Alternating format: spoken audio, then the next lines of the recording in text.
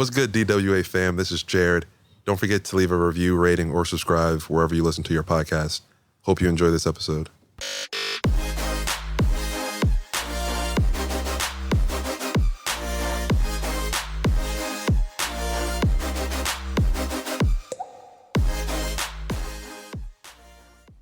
We're back.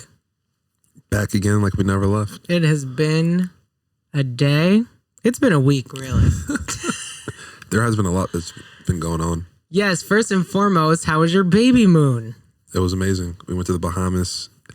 I think the second day we were there, it snowed in Massachusetts, so we definitely made the right decision. Did it feel like a honeymoon, but just like with a baby on board? Yeah, because she couldn't drink, obviously. And it was very quiet out there, too, so that was kind of nice. Where'd you go? Bahamas. Right. We stayed at the Baha Mar. Oh, I saw someone else that went there recently. Did you like it? Yeah, I loved it. It's affordable? Yeah, I mean, it was kind of pricey.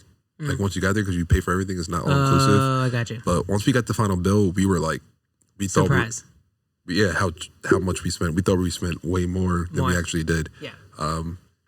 But no, it was a dope time. We were there for Wednesday through a Monday. Is it weird, like, did you guys reflect or have you thought about the fact that like that is actually going to be your last trip as only two people that exist on this earth together? Like, yeah, because I mean, I kind of thought it would be like our last trip for a while, but even when we were there, she was like, well, like we kept trying to talk ourselves into traveling with a baby. So I don't think we're going to like tie ourselves down. That's good. I mean, I think traveling with the baby, once the baby gets to a certain point, 3, 4, 5, fine, 6 months, 6 months maybe is probably comfortable. Like, I just think you just have to plan. You have to plan. You have to be prepared. You have to understand you can't be out until 11 p.m. and you live your life with a baby. And I mean, we had plans to like make trips in 2020, but that obviously got canceled with COVID. So I had some credit left over from a trip we had to cancel, and we were like, F it, let's make a last trip before baby pops out. So you're going again? No, that was the last this trip. Okay. Yeah, that was this I trip. was like, wait, did this happen when you're going on another trip? Okay. That joint was dope, though. I ain't gonna hold you. So you highly recommend a baby moon? Yes. Okay. Facts. My first time seeing that was the homegirl Annie. Her and Dwayne went to the Lambeau Field, and I'm like, oh, baby moon? That's a real thing? Yeah. When I told my family y'all were doing that, my mom was like, wait, what are you guys doing? You know, she's like, what are you millennials doing? And I'm like, baby moon. thing. And she was like, I like the idea. She's like, the only idea I don't agree with, I think is stupid, is a push present. Oh. That's what my mother said. That's becoming a real thing, too. Yeah, are you guys doing that? Because I feel like, no judgment if you are, but I feel like I'm not going to do that. I'm definitely going to do the baby moon, but I don't really care about a push present. Is it your decision? It's the partner's decision to get you a push present, right? That's what I thought it was. Yeah, except Terrence like doesn't even know that it's a thing. So I would have to be like, hey, have you heard of a push present? I want one. Yeah. Well, then I think you're not gonna get one. I mean, I've been thinking about it. I ain't gonna hold you, but I mean, okay, so you're gonna do it. I don't know. I'm thinking about it. You don't want to ruin the surprise. I mean, I don't know if it'll be a surprise. She's probably gonna hear this and be like, we don't need a push present. But did you get her a Peloton yet? No. Phenomenal push present. Yeah, and you go pay that over time. Okay, Emily, see that plug I just put in there? And while we were actually out there, we went to their gym and they had like bikes overlooking the resort. And she was like, oh, let's throw in Peloton. So she got her phone and went on the Peloton app, and I was like, hey, Peloton, I'm actually kind of fire. I'm not going to hold you. Because I was like kind of against it for a while, but it's actually pretty dope. Wait, your room came with bikes on the balcony? No, the gym. So somebody hit me up in the DM and was like, yo, did they bring bikes to your room? I was like, nah. What? The gym like opened up, so there was a gym inside, and then outside there were 2 balconies where bikes were, and then also outside it was a little like patio area with some grass where you also go work out outside. It was pretty dope. It was a nice gym. It's like my goal to work out in general. Were you gonna say like outside somewhere nice? I was gonna say on vacation. Like I want to be so in my regimen that I don't even miss a day on vacation, because I get on vacation and I'm like, fuck it. That's why I say when I'm not on vacation. No, so that's what like I thought what was going to be the case, but then I mean you had to realize she's not drinking either. So if she was drinking, we probably would have woke up, both drink away, like mimosas. Yeah, but you got to fill your time with things she can do. Yeah, so we were like, okay, well we can wake up, and we were waking up early because we had the blinds wide open, sun blasting us in the morning. So we're like, why? You guys do that at hotels to see the sunrise or something? No, but this one was so nice. We were like, oh, let's do it. Like this was like the bed was facing out. Oh, okay. And the sun like just coming up. It was dope. Oh, nice. So we were just like, we were waking up early, and I wasn't drinking that much, so I wasn't like hungover the next day. Got it. So we were like, all right, let's go work out. We go get some breakfast. We go walk around the resort, get our bearings on where things are. Oh my gosh, mom and dad vacation. Yeah, but I usually like if we're both drinking, we're probably getting ham skied. And then you're sleeping in. Yeah. Okay, fair. That was the honeymoon. That was the honeymoon. Okay, that was the difference between honeymoon and baby moon. Exercise was involved. Yeah, but you usually got your second dose, right? I just got my second dose. I'm fully vaccinated. Vaccination. Oh, that shit took me out. That shit took me the fuck out. I have never, like, I'm not a sickly person. I actually feel like I have a pretty good immune system despite the fact that I don't drink enough water and don't take any vitamins. I think I do pretty good. So I was worried. I had talked to other people. I got the Moderna, which I heard was worse than the Pfizer and all this other noise. And everybody basically just told me to like guzzle water the day before. Mind you, can I just say something? I was supposed to get my vaccine on Friday. Oh, yeah. You told and me it this. fucking snowed in Massachusetts. A blizzard, like, it wasn't like the world was ending type of blizzard. But for April, nobody was prepared really. And that was a lot. You know the snow that falls and it's like, the snowflakes are ginormous and they're coming down fast. Mm-hmm. That's the kind of snow it was, not the flurries. It was fast and hard snow. And I woke up and it was like kind of flurrying and I'm like, let me just get on the road because I had to go to Boston because I did it through my job. So I had to go like far. And I get on coffee and I'm like, this is getting kind of bad. When I get out Dunkin' Donuts sign, I'm like, let me just get on the highway. It's probably fine on the highway. Like I'm in the back roads right now. I get on the highway. I can't see anything. I'm going 20 miles an hour in the right lane. Everybody's in the right lane. Like you would have thought it was December. And I was like, it's going to take me 2.5 hours to get to Boston if I have to go 20 miles an hour the entire time. Yeah. I passed an accident going past the Lowell exit. I'm like, I'm turning my ass around. And I called the vaccine lady and this really nice girl picked up and I was like, hi.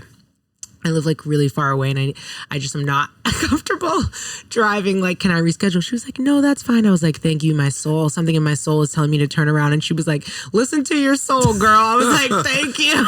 That's actually like crazy that they were actually reschedule you that quickly. So yes, good for you. I begged. I was pretending I was on the verge of tears. And so I had to reschedule it on Monday. So that threw me off initially because on Thursday I had drank so much water to prepare for Friday. I was drowning in water internally. Anyway, so I got the shot. It was fine. 3 hours. So what time did you get the shot? 9:15. And you started feeling symptoms? My arm started getting sore around noon. My arm and it was like light sore. It was nothing too crazy. It got super sore around, I would say 6 or 7 p.m. And I was like, let me just take these 2 Tylenol, drink some more water, and go to sleep. I'm like, maybe I'll just sleep, and everything will happen while I'm asleep, and I'll wake up fine. That's what I thought. Joke was on me. Wasn't the case. Wasn't the case. I woke up at midnight in a full puddle of sweat. Like, you know when you just wake up and you don't know what happened, you're just sweaty? Yeah, I do that a lot, unfortunately. You're like, did I just... Like, what is going on? Did I just work out in my sleep? Yes. Like what happened in my dream? Sweat. And after I had woke up that initial time, I would fall back to sleep and wake up and my body was achy and I just had a really, really bad sleep. And then when I woke up in the morning, basically from 8 p.m. to about 7 p.m., I was struggle city. Like chills, I'm cold, I'm hot at the same time. Terrence is turning on the fan, turning off the fan every 15 minutes. I'm... body aches. Like when I get up, I got up to go outside because it was beautiful that day. It was 70 degrees. I'm like, let me sit on the deck and get some sun. I might feel better. And like just to get downstairs was like, ouch. Like by the time I got to the deck, I was so tired. And the craziest thing of it all was I had this one meeting I had to do for work. And after that meeting, I went to sleep. So I slept from like 3:30 p.m. to like 6. And when I woke up at 6 o'clock, it was over. Like, I literally woke up out of my sleep and it was like nothing that just happened in the last 24 hours happened. And that was the weirdest part because I was like, also the trippy part is like normally when you're sick, right, like with the chills and stuff, you have like a head cold and like sniffles and stuff. Mm-hmm. So you don't have that. So it's literally just like your body. Yeah. But your head is fine. So you're like, yo, what the fuck is going on? What did they put in my body? Yes. Like, you said it went from like 0 to 100 and then just back to 0. No, gradual. It was like, it was here and then it was gone. And I would, I blacked out. It was no, like, I'm starting to feel bad. I'm starting to feel better. It was like, I was bad and then I was better. And that was it. And you said Moderna, right? Moderna. So I have my second, I have Pfizer. I have that on the 30th. So I think you're going to be fine. But if you're not, let me know. Should be crazy. So Baby Moon vaccine, we have a guilty verdict. Praise Derek Chauvin. the Lord. And you know what's so sick about it? We're all sitting at the edge of our seat. Yeah, because you don't know, like, with clear evidence, like bright as day, you still have the inkling that he could get off. Like, I was like, I have faith that they would do the right thing and find him guilty. But I was like, honestly, if he had a not guilty verdict, I wouldn't even be surprised. We've seen it happen so many times before. I know. I just think the difference. So you know what I also think the main difference of this was, which I don't know if I said this when we talked about it before, but because we've caught police killing black people on camera a million times. Yeah, multiple times. And gazillion. Well, now I'm going to contradict myself because Eric Garner was a perfect example of this. But I was like, in a lot of the other cases that involve firearms, it's, it was a reaction. Oh, it was an accident, with the firearms, right? Mm-hmm. Whereas this was like, for 10 minutes, you blatantly choked him. Which Eric Garner was also choked and was saying he couldn't breathe, but it wasn't for as long. And I actually kind of think, no, I'm not going to say that. I was going to say I think Eric Garner was worse, but because number one, that was an illegal chokehold that was barred from the NYPD like years ago. True. He's already subdued and this man's just choking him to death. But also, like, I actually saw the video, like the whole 9-minute video, and just watching him with his knee on that man's neck and 3 minutes of him not moving at all, still with his knee on his neck. It's ridiculous. Ridiculous. So I can't even compare. I mean, you can compare the two, but I'm not going to say one was worse, one was not. But right. But it was ridiculous. I guess I was trying to figure out like what was different about this, and I don't know if it was the media or the video or whatever the fuck it was. No, because you got to think about it. When you're in a jury, you're supposed to not have any recollection of what happened in the case. You know what I mean? So, but that's not reasonable for this case. No, but it is. That's like supposedly that's all the jurors had no idea what was going on. They're not allowed to have their phones. They're not allowed to watch the news. Yeah, but the video had been out for a year. I'm saying it's not that they hadn't seen it. But trust me, there's plenty of people out in this country who probably don't even know what's happening right now. You know what I mean? Like there was a guilty verdict, and they still don't even know. Well, so what we need to talk about is the fact that on the same day that we get a W in America, because I also was worried that they weren't going to do all the charges. They were just going to do 1 or 2 or whatever. Yeah, when they said the first guilty, I was like, okay, we got 2 more charges. Yeah. So when they did all 3, the same day that we're just going through this relief of like finally and like just happy for his family that they're going to get some peace of mind, hopefully. Another black child is killed by police, and literally an hour later in Ohio, right? Yeah, Columbus. I think it was Columbus. And here's all I'm going to say about this because you're just getting your story. No, well, I've been triggered a lot today about this, more than I would like to be. And in this situation, Ma'Khia Bryan is her name. She called the police herself because she felt like she was in danger. She was being attacked. She was trying to protect herself. When the police arrived, she had a knife in her hand in trying to protect herself. So it was like 10 seconds once he got out of the car. He shot. 10 seconds. Like did not even assess the situation, but whatever. I just don't understand when police like. So I understand she had a knife in her hand. Just like I understand when people have weapons in their hands. But you yell, drop, whatever. Mm-hmm. Like, they never give people time to react to that. The 10 seconds.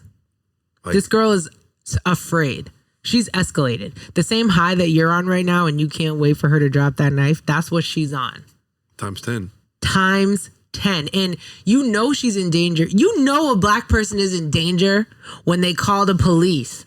Black people don't call the police when they're in danger. They call other black people. But I also think that is an issue, and maybe that needs to be like put on the dispatcher. Like there should, like if you call the police, you should give some type of descriptor of like who you are. I don't know if that happens or not, but I know plenty of times when the cops have showed up and arrested or killed the person who actually have called the police. So that needs to be a thing. Well, the other thing too is, this is a little like of a sidebar, but it'll go into my story, is my mentor and friend who she's a black woman married to a white woman, okay, with a mixed race child. Her wife is a cop. So there's like a lot of dynamics for them, and they just moved into a new neighborhood, an all white neighborhood, and they haven't like fully moved in because they're doing renovations. So they kind of go back and forth. And she's like, I know the neighbors are confused because I come and go. The baby comes and goes. My wife comes and goes. My wife's parents have been here, but also my parents have been here. So people are confused. And she was like, I almost and am still considering literally calling my local police station to say like, hi, I live here now. I'm just introducing myself. I live on this street. This is what my family looks like. Because she was like, because I just have this feeling that somebody in my neighborhood is going to like, cops. Yeah. And she's like, and if I see a roll by my house, like what they don't know is like my wife is also a cop. So like, fuck you. So where, like, is how, like what little, I guess, town is her wife a cop in? Boston. She's in Boston. Oh, she's in Boston. So she's not even, okay. And this is a suburb. Wow. That's a tough situation. It's just like, but that's what she has to think about as a black woman, especially in a mixed race relationship. Because other people wouldn't think about that. Like that's just another thing that we would anybody move into a neighborhood and call the police station to introduce themselves? No. Come on. And the reason this came up was because I posted on my Instagram story about Ma'Khia Bryant and just saying RIP, and this girl was a child. Let's just acknowledge this. She was 16 years old. This is a literal youth. Okay. This isn't a woman. This is a child.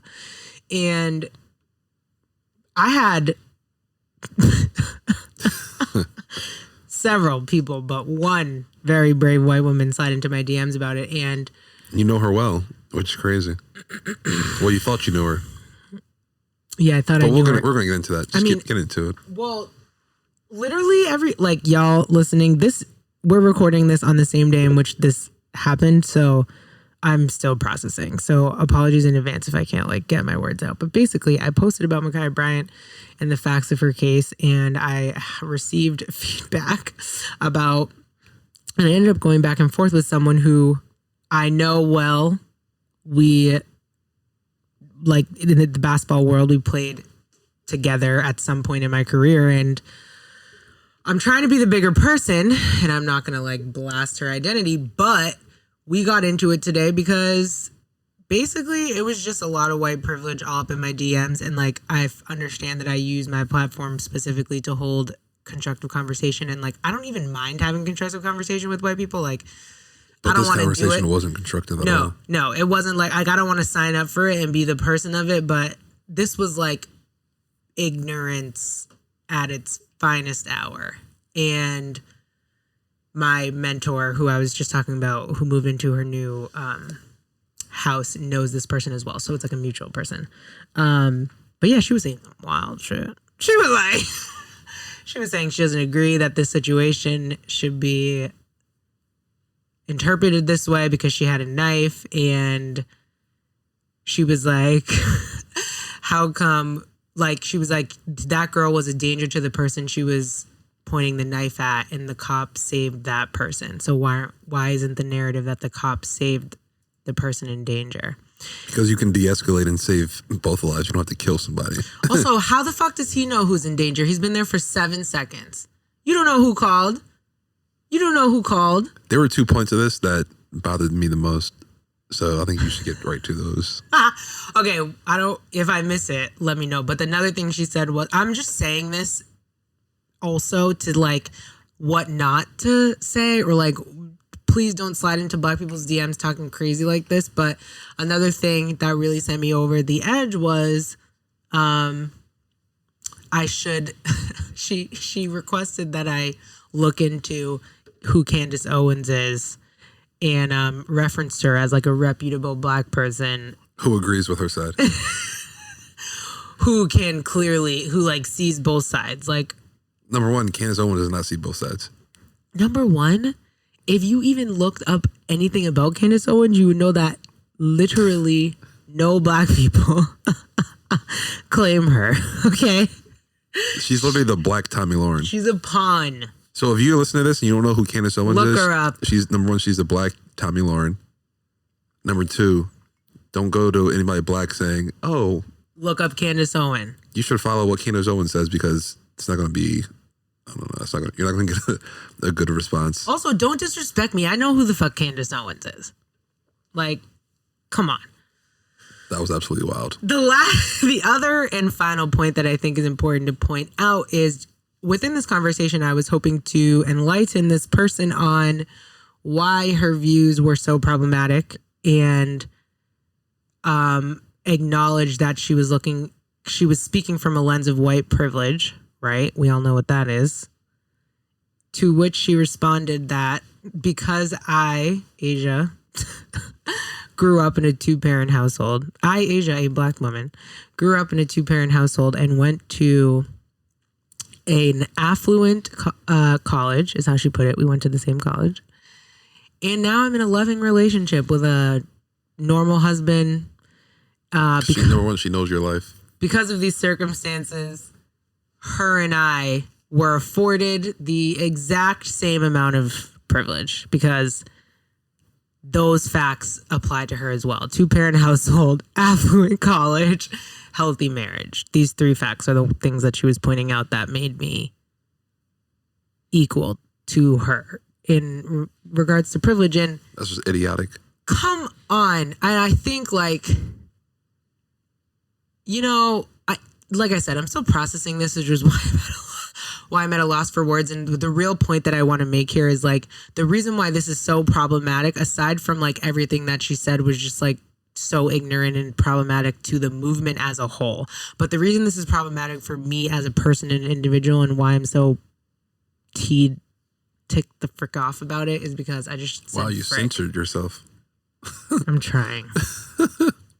When does that happen on the pod? I don't know, but it's because this is somebody that I knew, someone that I thought I knew, someone that at one point in my life I was close with, and now a teammate.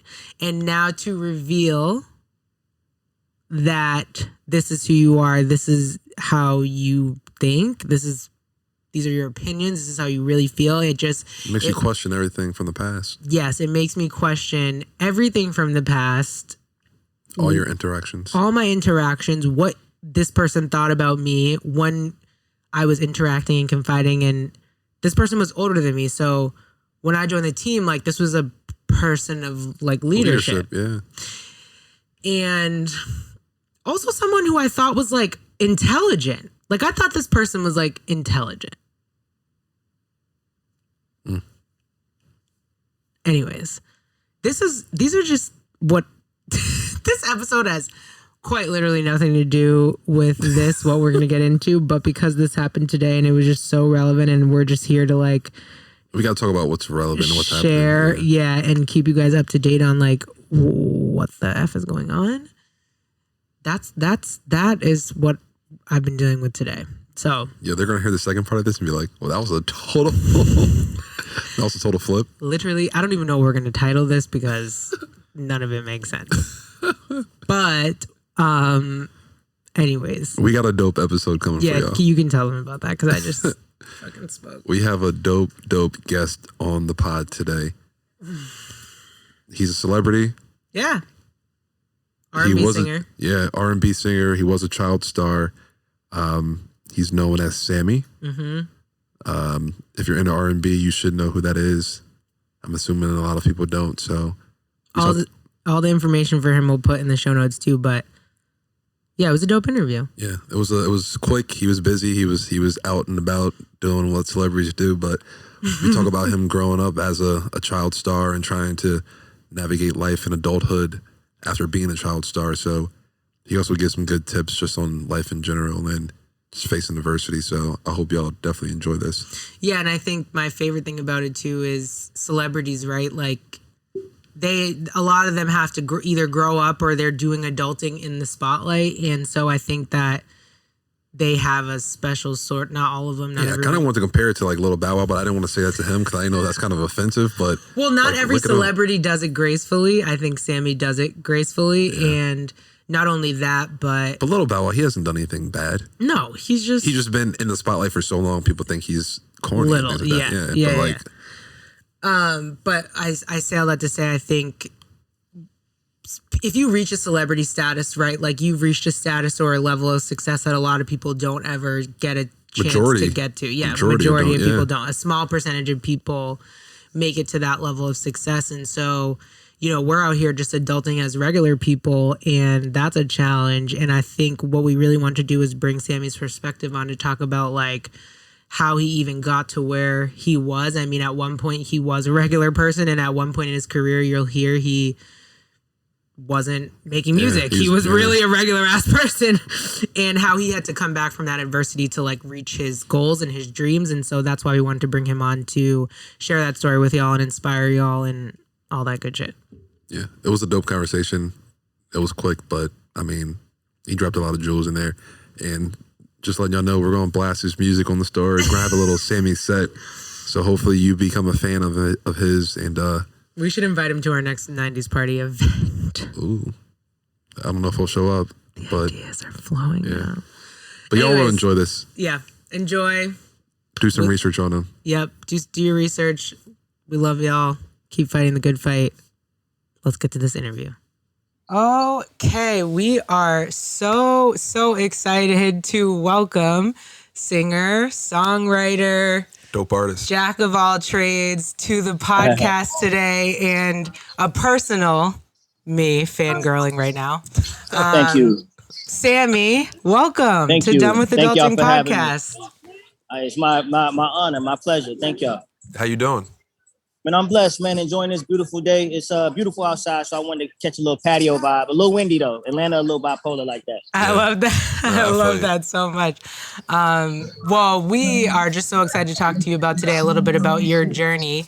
I had the privilege of hearing a little bit about your story that one time in my auntie's kitchen, and I heard all about you and sort of where you came from. But if you don't mind giving us a little bit, especially for our listeners who might not be familiar with you or your music, a little bit of your background and just your story about how long you've been in the game. Yeah, this year marks 22 years being professionally known as Sammie. I got my start in the church, actually. That's when I discovered that I had the gift of song. At the age of 8, I knew I wanted to pursue it professionally. I was in a group called Wonder 3 back in Miami, Florida. We auditioned for the Apollo in New York City, and I was the youngest in the group. I was like 10 years young, and they was like, oh, we want the little one for Apollo Kids, and we'll do the group for amateur night. So I go to New York, 1998, get a standing ovation. I was terrified. I was nervous. But my mother told me if you can conquer a New York crowd, you can take over the world, and that always resonated with me. I made it to the finals in 1999. And a woman by the name of Joyce RnB. She used to be the lead singer in the Climax group in the 70s. Like they had a song, there's a meeting in the ladies' room. She knew Dallas Austin, showed him a tape of me, and the rest is history. I got a deal with Capitol Records, and my first ever song recording was I Like It, which was my first #1. The best song ever. 22 years later, they still singing it like it came out again, you know, in 1999. So that's the story, man. And I built quite the catalog. Used to Be My Girl, Come With Me, Kiss Me Through the Phone with Soulja Boy. Used to Be My Girl, Crazy Things I Do for Love, Hardball, and the list goes on and on and on. Tsunami. I'm still banging Tsunami hardcore. Tsunami, I'm Him, Better, Expiration Date, etc. I'm so blessed, man, to be able to have such an extensive catalog in each different phase of my life as a child star, teenager, and now a grown man. It's a blessing. Yeah, so that was actually one of our next questions. I mean, we're called Done with Adulting, so we basically talk a lot about adulting and things like that. How was it becoming a child star and then growing up to where you are now in adulting and being in adulthood? You know, for a lot of artists, it's hard when you have that much success as a child to be taken seriously as a teenager and then a grown up. You know, it's very hard to bridge the gap. The beautiful thing for me was the world didn't watch me grow up, so to speak, in each phase of my life. So from the ages of 12 to 14, the world saw me. Then I go away to go to high school and have as much as a sense of normalcy as I could experience. So for 4 years, I was off the grid. I played basketball in high school 2 years. I was the homecoming king. I was in a Renaissance program. I joined the choir. So I got to do some things that a lot of my industry peers missed out on. And then I come back and from 18 to 22, You Should Be My Girl, Come With Me, the Sammie album, Kiss Me Through the Phone with Soldier. And then I run into a terrible departure from an ex-business partner of mine, which forced me to go underground for like 7 years. And then 5 years ago, the Shade Room posted me and, oh, the world still loves me. So it wasn't so bad because I would come in, I would do my thing, and then live life and go through the trials and tribulations that, sometimes we have to go through. Yeah, one thing too, though, that we talk about all the time on this podcast is how now that we're in our late 20s, early 30s, like we thought we were doing like the adulting thing in the 18 to 22 years. And now we realize that's not really what it was until now. And so even though you had that time in high school where you got to like live a normal life, so to speak, those years of 18 to 22 are really, really formative. So I would love to know sort of like how those years sort of shaped who you are now, or maybe they didn't, or how that sort of affected your journey. I thought I was grown because I'm 18 and I'm moving to this city of Atlanta. I knew no one. I came here with like nothing, and then I had to make something of myself. And now I got a car, and now I got a credit card, and stacked up my bread for 2 years and purchased my first home when I was 20. But really losing everything, having everything taken away from me is when I really became an adult. Because now I'm in a city with no family. My mom can't save me. My father can't save me. But I'm on one of the biggest records in the country, and you have to keep that under wraps and still smile and have that energy and push through these dark times. I suffer from insomnia, I suffer from depression at one point in my life. So age to me doesn't make you grown. It's life itself. You have to experience the ups and the downs, the loops and the twirls of this thing called life. And you can't consider yourself great if you don't make it through the things that makes you great. So that pivotal time of my early 20s is when I became a man. It wasn't when I turned 18. It's having everything you worked so diligently and hard for taken away and deciding to continue to push through, not knowing if you're ever going to see the light at the end of the tunnel. Yeah, speaking of age, well, I think 2014, 2013, you dropped, what is it, Coming of Age? 2017 was Coming of Age. But what's funny, I have 3 different variations of albums called that. So after I did Insomnia and the Lee Bush Project in 2012, 2013, I thought I was in the clear to release my album. But again, I had an ex-manager who decided to dedicate a portion of his life to stopping me from coming out with albums. And he told me he never wanted to see me perform in arenas without him. And that was a tough feat to overcome. Yeah. But I finally, I caught my break in 2016, and Coming of Age was able to come out, and I toured with Tank, and that's my big brother, and headlined my own tour, the Everlasting Tour, and then eventually was back in arenas where he didn't want to see me at on the Millennium Tour. So with Coming of Age, what was the inspiration behind that name? Because that's exactly what I was experiencing. I could experience the evolution. I could experience the growth. I was experiencing forgiveness. I had to forgive somebody who still hasn't said sorry. You know what I'm saying? That takes growth. And I decided I didn't want to be the prisoner of my own past. So I had to forgive this dude and let him live. And let God deal with them and continue my journey, So Coming of Age was really me deciding to step into my manhood, so to speak.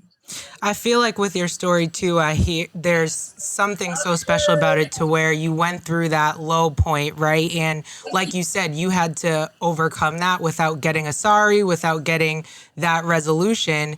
And so I'm wondering if you have just like advice for anybody else who, you didn't have to do that. To your point, you didn't have to continue on your career. And the reason why I feel like you are successful and people similar to you are successful is this idea of like you didn't give up.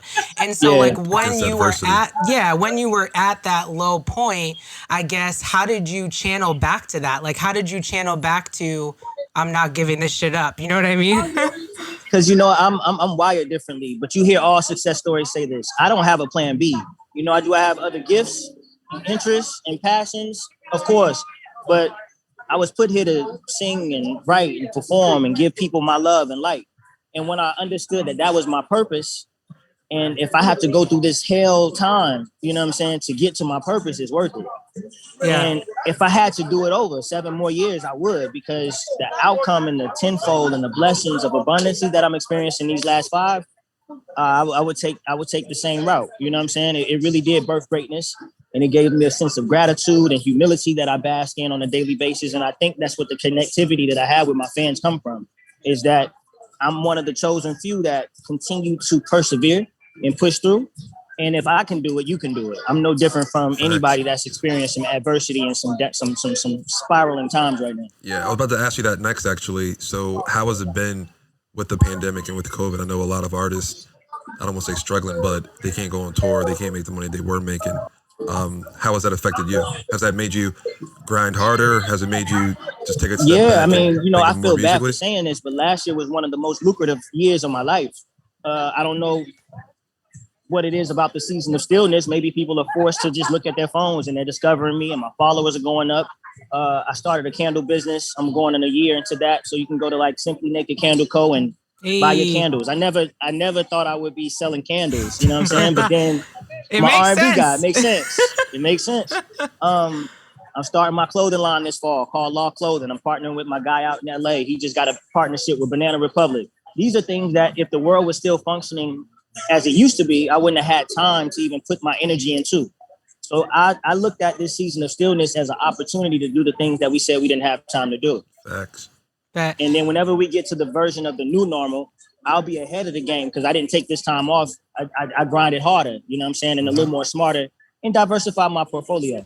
Facts. Can you talk a little bit about how you maintain your authenticity? I feel like with your music specifically, right? Jared and I were just because we're both big R&B fans and big fans of yours, and how like the genre of R&B has changed from what it used to be. And I feel like something that's unique to you is that you've been able to stay authentic in just your type of music and not changing for whatever that's happening with the time. So can you speak to a little bit about that and what that looks like for you?